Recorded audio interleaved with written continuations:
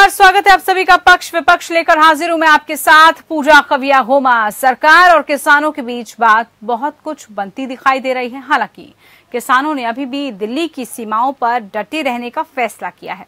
कृषि मंत्री नरेंद्र सिंह तोमर ने किसानों से अपना आंदोलन खत्म करने और घर जाने का आग्रह किया। उन्होंने कहा कि तीनों कृषि कानूनों को रद्द करने की घोषणा के बाद अब आंदोलन का कोई औचित्य नहीं बनता है। किसान 26 नवंबर 2020 से दिल्ली की विभिन्न सीमाओं पर कृषि कानूनों का विरोध कर रहे हैं। कृषि मंत्री ने कहा कि 3 कृषि कानूनों को निरस्त करने का विधेयक शीतकालीन सत्र के पहले दिन यानी कि 29 नवंबर को संसद में पेश किया जाएगा। पीएम नरेंद्र मोदी ने फसल विविधीकरण, शून्य बजट खेती और एमएसपी प्रणाली को अधिक पारदर्शी और प्रभावी बनाने के मुद्दे पर विचार विमर्श करने के लिए एक समिति गठित करने की घोषणा भी की है। इस कमेटी में किसान संगठनों के प्रतिनिधि होंगे। उन्होंने कहा कि इस समिति के गठन के साथ एमएसपी पर किसानों की मांग भी पूरी हो गई है। किसान संगठनों ने किसानों के द्वारा पराली जलाने का अपराध मुक्त करने की मांग की थी। सरकार ने इस मांग को स्वीकार कर लिया है। उन्होंने कहा कि 3 कृषि कानूनों को निरस्त करने की जो घोषणा है उसके बाद किसानों के आंदोलन को जारी रखने का कोई मतलब नहीं रह जाता है। आपको बता दें कि कृषि कानून निरसन विधेयक 2021 को पेश करने और पारित करने के लिए सूचीबद्ध किया गया है। ये सरकार के एजेंडे में शामिल 26 नए विधेयकों में से एक है। इस बीच किसानों ने 29 नवंबर को संसद तक निकले जाने वाले ट्रैक्टर मार्च को भी स्थगित कर दिया है। संयुक्त किसान मोर्चा ने कहा कि सरकार ने 29 नवंबर को संसद में बिल लाकर तीनों कृषि कानूनों को वापस लेने का भरोसा दिलाया है। इन सबको देखते हुए हमने 29 नवंबर को ट्रैक्टर मार्च स्थगित कर दिया है। इधर किसान नेताओं ने कहा कि सरकार को किसानों के साथ बातचीत की मेज पर लौटना पड़ेगा। बगैर एमएसपी के किसान वापस नहीं जाएंगे। संयुक्त किसान मोर्चा की आज हुई बैठक के बाद मीडिया से बात करते हुए किसान नेताओं ने कहा कि किसानों पर दर्ज केस वापस लिए जाने, शहीद किसानों की स्मृति में शहीद स्मारक के लिए जगह देने समेत दूसरे मसलों पर सरकार बात करे। ऐसे में किसानों ने गेंद सरकार के पाले में डाल दी है।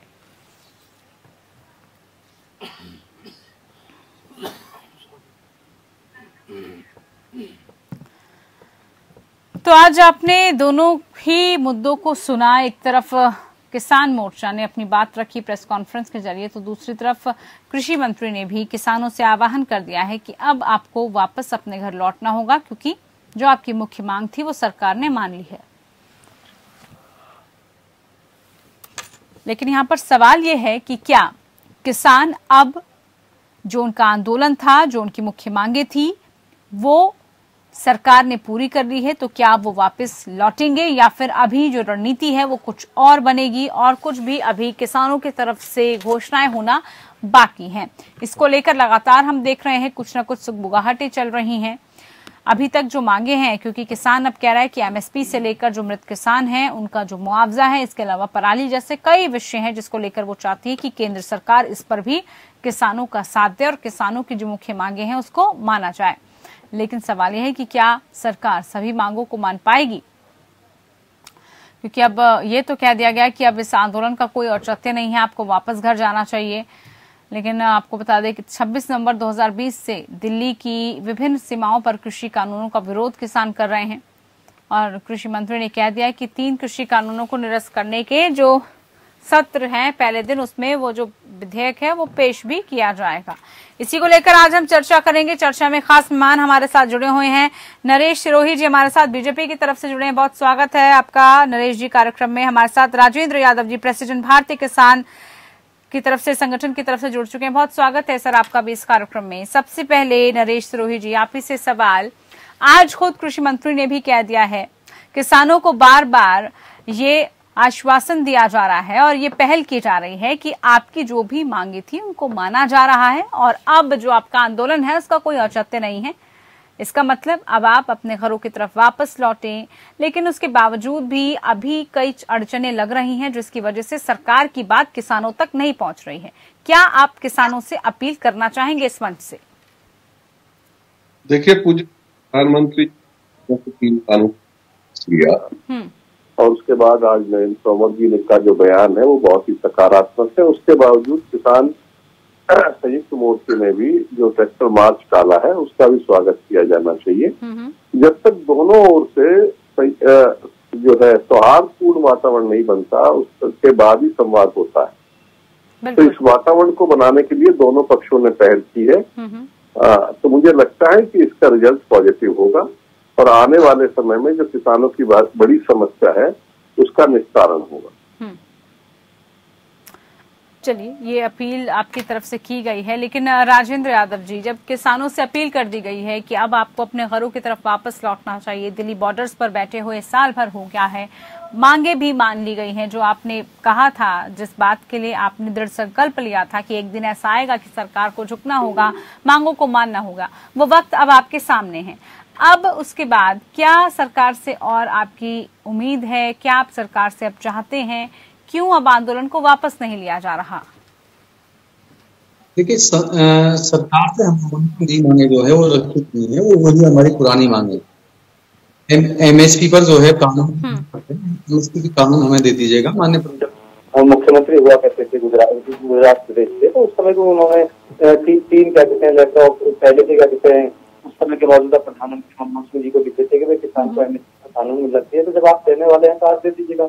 दूसरी बात आती है कि हमारे कम से कम जो किसानों पर जो इस आंदोलन के दौरान जो है हम लोगों को जो मुकदमे लगे हैं उन्हें हम लोग वापस करने की मांग कर रहे हैं, तो हम कोई नई मांग नहीं कर रहे हैं। तीसरी बात यह है कि जो शहीद हुए हैं 700 से अधिक किसान जो शहीद हुए हैं उनके लिए हम प्रधानमंत्री शायद उसके 2 शब्द छुट्टे तो कहीं ना कहीं उनके दुखों पर भी मरहम लगता, उनके घावों पर भी मरहम लगता। और चौथी मांग जो उसने रखी है वो अजय मिश्रा टहनी जो लखीमपुर वाला मुद्दा था, वो बहुत बड़ा मुद्दा था, किसानों को कुचला गया था, गाड़ी से कुचला गया था, और बाद में जो जांच एजेंसियों द्वारा आई है कि गोली भी करी थी किसानों के ऊपर से गोली करी थी, तो यही प्रमुख मांगे हैं। दूसरी बात यह है कि माननीय प्रधानमंत्री जी ने जिस तरीके से कानून वापस करने की घोषणा की है तो संयुक्त किसान मोर्चे की तरफ से भी उनका स्वागत किया था। जो एक कदम उन्होंने बढ़ाया था, 2 कदम हमने बढ़ाया। हमने भी अपनी लिखित में हमने दे दिया कि इन चीजों पर हमसे और बातें कर लीजिएगा, एक कमेटी बना दीजिएगा, उसके बाद हम भी अपने घर चले जाएंगे, क्योंकि किसान बहुत लंबे समय से सड़क पर है, किसी को भी सड़क पर बैठने का कोई शौक नहीं होता है। कहीं ना कहीं कुछ ना कुछ दर्द हमारा ऐसा है कि जिसकी वजह से हम लोग सड़क पर बैठे हुए हैं, तो हम लोग उन्हीं बात को लेकर बैठते हैं। और तीसरी बात आज हम लोगों की आप देख सकते हैं कि इसे कितनी अच्छी पहल हो गई, क्योंकि हम जो ट्रैक्टर मार्च उनकी साइड से निकालने की बात कर रहे थे उसको भी हम लोगों ने पोस्टपोन कर दिया है 4 तारीख तक के लिए। तो 4 तारीख के बाद या तो 4 तारीख से पहले प्रधानमंत्री जी की तरफ से एक कमेटी बनाकर किसान मोर्चे की बात की जाएगी, या फिर उसके बाद जो होगा वो आपके सामने आ जाएगा। नहीं, बिल्कुल राजेंद्र जी, आपने कहा कि जो भी होगा वो सामने आ जाएगा, लेकिन जो बार बार सरकार की तरफ से अब कहा जा रहा है कि देखिए समय ले लिया है पूरा, अब आखिरकार अड़चन क्या आपको लग रहा है नरेश जी? अब किसानों को मान जाना चाहिए, और सरकार ने जब हामी भर दी है, प्रधानमंत्री ने खुद कह दिया है, और 29 तारीख को इन सब चीजों की जो प्रक्रियाएं हैं वो भी शुरू हो जाएंगी, बावजूद इसके अभी भी किसान जो हैं मानने को तैयार नहीं हो रहे।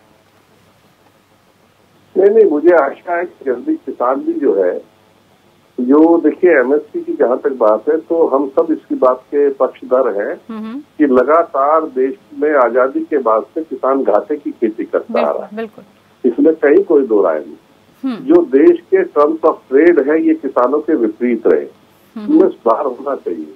जो सीएसीपी का फार्मूला है किसानों की लागत निकालने का, उसमें भारी विसंगति है, जिसके कारण एमएसपी मिलने के बाद भी किसान घाटे की खेती उठाता रहा है, चाहे पंजाब हो, चाहे हरियाणा हो, पश्चिम उत्तर प्रदेश, जहाँ जहाँ भी एमएसपी मिली है उसके बावजूद भी किसान कर्जदार हुआ है। क्योंकि उसमें बड़ी बात यह है कि जो किसानों को लागत निकालना और उसको बाजार का जो अन्य उत्पाद है और किसानों के जो उत्पादों का है उसमें गैप बहुत रहता है। हर साल किसानों के जो उत्पाद है वो लगभग 12% और उत्पादों के मुकाबले नीचे होते चले जाते हैं, जिससे हर 7 साल में किसानों की आमदनी आधी हो जाती है। ये मैं नहीं कह रहा हूँ, ये भारत सरकार में जब जनता पार्टी की सरकार बनी तो सब कृषि राज्य मंत्री थे और एक कृषि के ऊपर नीति बननी शुरू हुई जो सतरंग मिशन जी के समय तक बनी। जी। तो उसी में ये लिखा है कि ये इस तरह की व्यवस्थाएं बाजार की है, इस बाजारों की व्यवस्था को ठीक करना पड़ेगा। और मैं किसान भाइयों से भी ये अपील करना चाहता हूँ और अपनी सरकार से भी, या उसमें जो अधिकारी बैठे हैं, कि अगर हमको समस्या का समाधान चाहिए तो जो टर्म्स ऑफ ट्रेड है, जो सापेक्ष मूल्य नीति है बाजार की, उसको ठीक करे बिना किसानों का कोई भला होने वाला नहीं है। इसलिए उस पर पूरा काम करना चाहिए और स्थायी हल ढूंढना चाहिए, क्योंकि देश की बड़ी आबादी कृषि पे आश्रित है और वो आज बहुत दयनीय जीवन यापन कर रही है। हमें अगर जब तक वो वर्ग पूरा संपन्न नहीं होगा तब तक हम इस देश को कहीं पहुंचा नहीं सकते, इस देश की तरक्की नहीं कर सकते। तो इसलिए उन सब के तरक्की के लिए और देश की तरक्की के लिए हम सबको इन बातों पे विचार करना है, बैठना है और जो आपस में कटता बढ़ी है 1 साल से, उस कटता को भी दूर करना है, वातावरण को सौहार्दपूर्ण बनाना है। और इसकी पेशकश भी, इसकी पहल भी की जा रही है। लेकिन क्या लगता है आपको, अब जब हम बात करते हैं राजेंद्र जी एमएसपी प्रणाली की, तो अब हम चाहते हैं कि इसको और अधिक पारदर्शी, प्रभावी बनाने पर, इसी मुद्दे पर जो है हम चाह रहे हैं कि बार बार विचार हो और इस पर जो है किसान बैठा भी हुआ है इसी मसले को लेकर। क्या आपको लग रहा है कि जी सरकार इस मसले को लेकर अब जल्द से जल्द सुलझाने वाली है, जो आपका मुख्य मुद्दा हमेशा से रहा है, सरकार इस तरफ कदम उठा रही है और सरकार की इस कोशिश से आप लोग कितने सहमत हैं? क्या आपको लग रहा है सरकार की कोशिश कामयाब हो रही है, होती दिख रही है? देखिए, सरकार की तरफ से अभी जैसे हमने पिछले 23 तारीख को हमारी मीटिंग हुई थी, 23 तारीख की मीटिंग में भी हमने प्रधानमंत्री जी के नाम एक खुला पत्र लिखा था और आपके समक्ष हम पत्र को लेकर आए थे कि हम इन मुद्दों पर प्रधानमंत्री जी हमसे बात कर ले तो हमारी क्या कहते हैं बहुत सारी जो समस्याएं हैं वो खत्म हो जाएंगी और हमारी कोई अलग से मांगे नहीं थी। हमने कोई क्योंकि मीडिया में दुष्प्रचार कराया गया था कहीं कहीं से कि ये नई मांगे सामने रख रहे हैं, तो हम लोग को जो है नई मांग नहीं है, हमारी वही मांगे हैं कि एमएसपी पर कानून बनाने की बात कर रहे हैं हम लोग और C2+ की बात जो हम कर रहे हैं उस पर माननीय प्रधानमंत्री जी जब मुख्यमंत्री थे उस समय उन्होंने 3 लेटर लिखे हुए हैं। तो आज तो आपको किसी को लेटर लिखने की जरूरत नहीं है, आप जो चीज मांग रहे थे बहुत लंबे समय से मांग रहे थे, आज आपके हाथ में है, आप दे दीजिएगा उसे, इसमें देना कोई बड़ी बात नहीं है। तो जहाँ तक इस आंदोलन के दौरान जो किसानों को मुकदमे लगे हैं, कहीं ना कहीं उनको वापस करने की बात कर रहे थे तो गलत किसान नहीं कर रहे हैं इसमें, और अजय तैनी की बात करते हैं तो उसको गलत नहीं कर रहे हैं।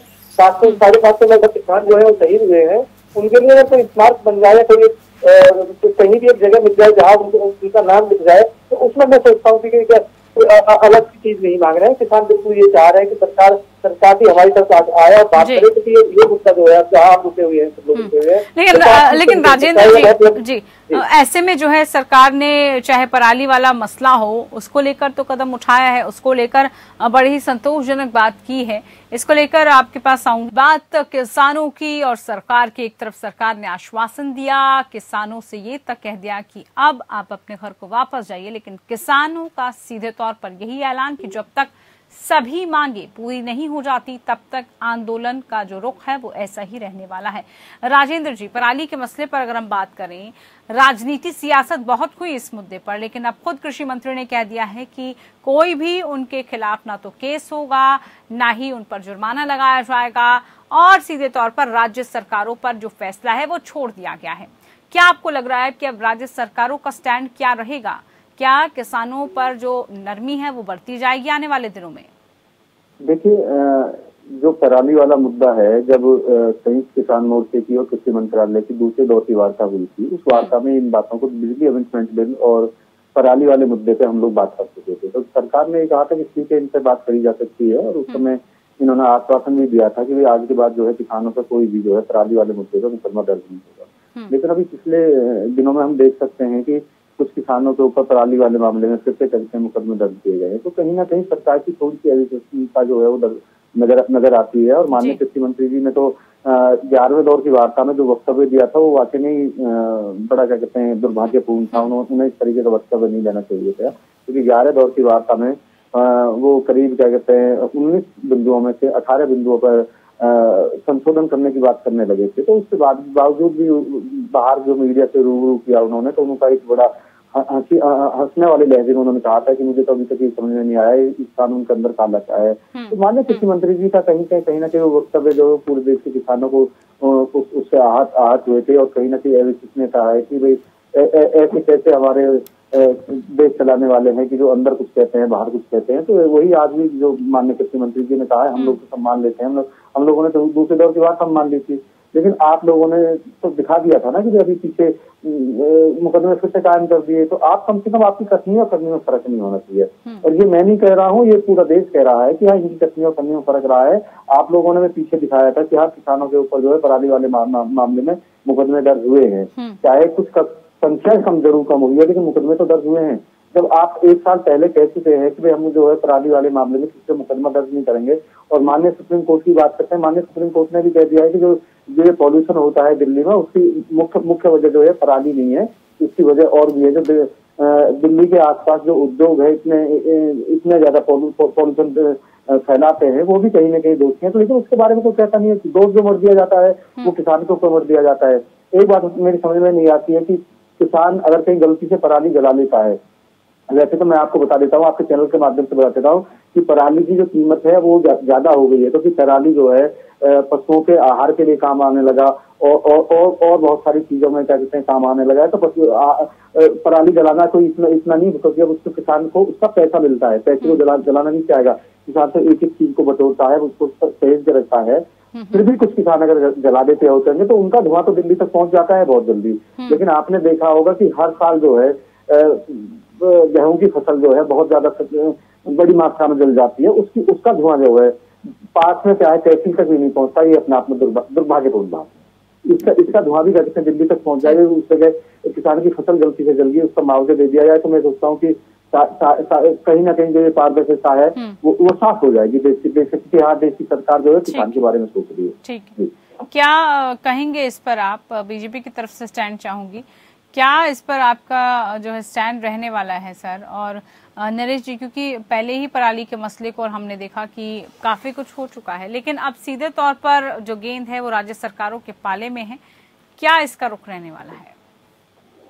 देखिए, व्यवहारिक पक्ष ये किसान ऊपर केस है वो राज्य सरकारों को वापस कर दें, और मुझे लगता नहीं कि उसमें कोई दिक्कत आएगी। आंदोलन होते हैं, बहुत सारे केस लगते हैं, हम लोगों ने भी आंदोलन में हमारे ऊपर भी 36 मुकदमे थे, सब वापस हो गए, एक से एक संगीन मुकदमे वापस होते हैं। तो ये कोई बड़ा मसला नहीं है। दूसरी बात, पराली का भी विषय जो है तो वो कोई ऐसा नहीं है कि आज हमारे कृषि मंत्री जी ने कहा है, तो ये सब विषय नहीं है। लेकिन सबसे बड़े जो सवाल है देश के सामने कि किसानों की गरीबी का कारण क्या है, किसानों की जो विपन्नता है उसका कारण क्या है, उसमें जो बेसिक सुधार होने चाहिए उस पर बहुत गंभीरता से बात करनी चाहिए। और मैं तो ये विपक्ष से भी कहना चाहूंगा कि कम से कम राजनीति करें। ठीक है, जरूरी है उनका सत्ता में आना, उसका बाकी सब चीजों में राजनीति करना ठीक है, लेकिन किसान जैसे संवेदनशील मामले में उनको राजनीति नहीं करनी चाहिए। और सरकार, विपक्ष और किसान संगठन तमाम और जितने बुद्धिजीवी हैं वो सब लोग बैठे और इत्मीनान के साथ, और इतने बड़े वर्ग के सामने जो भारी समस्या है उसको समाधान की तरफ हम ले चले। यही सब मुझे लगता है कि हम सबकी जीत होगी। इस में ना कोई जीता है ना कोई हारा है, और जो कटता हुई है, जिनके कारण हुई है, उस कटताओं को दूर करना चाहिए, अपने मन को साफ करना चाहिए और आगे बढ़ना चाहिए। बात जीत हार की भी नहीं है नरेश जी। जो नुकसान इस 1 साल के दौरान हुआ, जो कुछ भी आम जनता ने सफर किया, वो भी हमें समझना होगा। जाम जैसी स्थिति, दिल्ली के आसपास काफी कुछ हुआ, वो सब भी देखना होगा। दिल्ली के आसपास जनता ने सफर किया है, लेकिन किसान तो पिछले 70 सालों से सफर कर रहा है। तो पूरे देश की जनता को किसान का सफर भी देखना पड़ेगा कि वो 70 साल से घाटे की खेती कर रहा है। कोई दुनिया का व्यापार नहीं है, कोई व्यापारी नहीं है। अगर ये सफर आप 1 साल पहले देखते होते तो शायद ये नौबत नहीं आती। खैर, एक सकारात्मक रुख अब सरकार की तरफ से भी रहा है। जो कुछ भी पिछले समय में रहा, अब कोशिश की गई है, सरकार जो भी डैमेज कंट्रोल है उस पर अब कायम हो रही है। लेकिन आपको लग रहा है कि अच्छी पहल है क्या? अब किसान इससे जो है संतोषजनक उनको लग रहा है, संतुष्ट है किसान? राजेंद्र यादव जी, लग रहा है अब किसानों को जो है, जो सरकार से उनकी मांग थी वो पूरी होती हुई नजर आ रही है? देखिए, किसान बड़ा ही क्या कहते हैं सीधा होता है और आत्मविश्वास के अंदर बहुत होता है, उसको विश्वास करना पड़ता है। क्योंकि जब खेत में हम लोग क्या कहते हैं बीज डालते हैं तो हम उम्मीद करते हैं, आशावादी होते हैं हम तो उम्मीद छोड़ते ही नहीं है। क्योंकि 1 साल बहुत लंबा समय हम लोगों ने सड़ कर दिया। हमें कहते थे आशा की उम्मीद थी, आशावादी हम लोग थे। तो हमें पता था कि सरकार कहीं ना कहीं हमारे बारे में सोचेगी, और उसमें सरकार ने सोचा, सरकार की तरफ से जैसे माननीय प्रधानमंत्री जी ने पहल की तो हम लोगों ने उसका स्वागत किया। दूसरी बात यह है कि बहुत अच्छे कहते हैं हमारे साथी भारतीय जनता पार्टी के जो प्रवक्ता है हमारे साथ बहुत अच्छी बातें कर रहे हैं। मैं सोचता हूँ कि इसी वातावरण में, इसी माहौल में जो आगे के जो बिंदु हैं उन पर भी चर्चा हो जाएगी, तो कहीं ना कहीं बहुत अच्छा रिजल्ट निकलेगा। और देश का जो किसान है, जो देख रहा है, दिल्ली की तरफ देख रहा है, संयुक्त किसान मोर्चे की तरफ देख रहा है कि ये हाँ इतने बड़े आंदोलन के बाद किसानों के लिए कुछ ना कुछ लेकर जाएंगे, तो कहीं ना कहीं उनको भी लगेगा कि हाँ वाकई में देश के किसान को वाकई में कुछ मिला है। और माननीय प्रधानमंत्री जी तो मैं पहले भी कह चुका हूँ, 2 बार आपके इस प्रोग्राम में कह चुका हूँ कि माननीय प्रधानमंत्री जी तो पहले से कहते चले आए हैं कि वो देश का जो किसान है उसको एमएसपी पे गारंटी मिलनी चाहिए। C2+60 का वो था और उसकी एक कमेटी बनी थी, उस समय कहते हैं उससे सदस्य भी थे माननीय प्रधानमंत्री जी। तो उस बात को आगे रखने में उन्हें कोई ऐसा मैं सोचता हूँ गुरेज नहीं है। जो भी लंबा समय खींच रहे हैं अभी सरकार की तरफ से, माननीय प्रधानमंत्री जी की तरफ से ये आंदोलन जो है लंबा खींच रहा है, क्योंकि किसान तो बिल्कुल आपके साथ बैठे हुए हैं, चर्चा करने के लिए बैठे हैं, आपकी कमेटी बनाने की बात कर रहे हैं, सारी बातें आपको लिखित में दे दी है। आपके तो हमने कहते हैं मौके पर विश्वास कर लिया, हमने तो आपको लिखित में दिया हुआ है। आप देश को बता सकते हैं कि इन लोगों ने ये लिख के दिया है, अब इस बात से मुकर रहे हैं। क्योंकि हम जितनी भी बातें करते हैं हम बिल्कुल प्रत्यक्ष को प्रमाण वाली बात नहीं करते हैं, हम लिखित रूप में बात करने वाली बात करते हैं। क्योंकि हमारी तरफ से ही कहा गया था, जो संयुक्त किसान मोर्चे की सरकार की जितनी भी मीटिंग हुई थी, हम लोगों ने लेटर भी दिखा था कि इसको जो है, क्योंकि आप लोग बाहर आके बोलते हैं मीडिया से कि किसान अपनी बात रख नहीं पाते हैं, अपनी समस्याएं बता नहीं पाते हैं, तो इसलिए हमने लिख के भी दिया था कि जितनी भी मीटिंग हो रही है उसका लाइव टेलीकास्ट करा दीजिएगा। वो भी देखा था कि देश के सामने आ जाए कि कौन क्या कह रहा है, कौन कुछ क्या नहीं कह रहा है। क्योंकि माननीय कृषि मंत्री बाहर कुछ कहते हैं, अंदर कुछ कहते हैं। किसान नेता जितने भी जाते थे वो अंदर भी वही कहते थे, बाहर भी वही कहते थे। इसीलिए हम लोगों ने लेटर भी लिखे थे कि सबका जो है लाइव टेलीकास्ट हो जाए, तो देश को पता चल जाए कि झूठ बोल कौन रहा है। ठीक है, किसने झूठ बोला और किन की बातों में सच्चाई थी, किसकी बातों को माना गया, ये सबके सामने है।